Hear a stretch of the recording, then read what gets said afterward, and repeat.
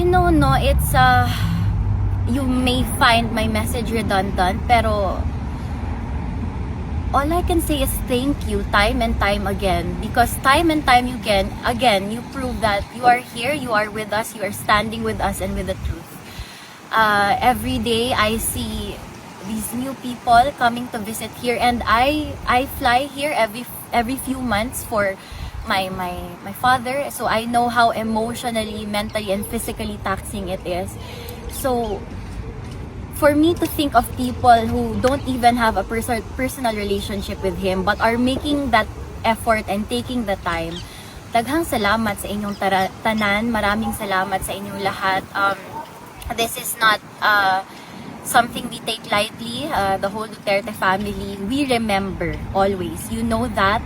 And like I said before, hindi lang kami lumalabas tuwing election. We are always here. Well, at least me in my own ways.